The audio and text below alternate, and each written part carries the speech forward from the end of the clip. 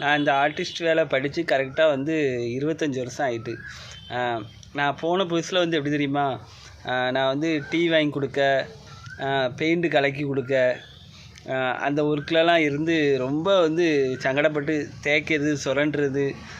அப்போம்லாம் எனக்கு சம்பளம் எவ்வளோ தெரியுமா, வெறும் 5 ரூபா தான். நான் இப்போ வந்து நான் வெளியூரில் வேலைக்கு போனோம்னா 1500 சம்பளம் ஒரு நாளைக்கு. 1500 சம்பளத்துக்கு கூப்பிட்டுட்ருக்காங்க ஒரு நாளைக்கு, சாப்பாடு எல்லாம் போக. எனக்கு வெளியூர் போக முடியாத சூழ்நிலையில் இருக்கேன். ஆனால் வந்து போகக்கூடிய சூழ்நிலை அமைஞ்சதுன்னா கண்டிப்பாக நான் வருவேன் வேலைக்கு.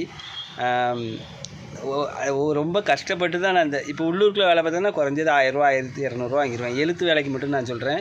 வீடு பெயிண்டிங்னா ஒரு 800 கொடுப்பாங்க. 800 750 வேலையை பொறுத்து கொடுப்பாங்க. ஒவ்வொரு வேலையிலையும் நான் கஷ்டப்பட்டு படிக்க போய் தான் நான் வந்து இந்த நிலமையில் வேலை படிச்சிருக்கேன். இதுக்கெல்லாம் காரணம் யாருன்னு சொன்னால் எங்கள் அப்பா தான். ஏன்னா ஆர்டிஸ்ட் வேலையில் வந்து அவங்க தான் சேர்த்து விட்டாங்க. நம்ம ஒரு வேலையை படிக்கிறது பெருசு கிடையாது. அதை நம்ம கண்ணும் கருத்துமாக படித்தோம்னா நம்ம எந்த ஊருக்கு போனாலும் நம்ம வந்து பிழைச்சிக்கிடலாம், சரியா?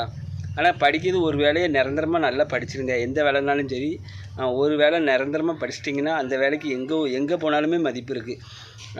இப்போ ஆர்டிஸ்ட் வேலையிலலாம் ஒரு 4 ப்ரெஸ்ஸை மட்டும் என் பையில் எடுத்து போட்டு நான் ஏதாவது ஒரு ஊருக்கு போனேன்னு வச்சுக்கோங்களேன், எங்கேனாலும் எனக்கு வேலை கிடைக்கும்.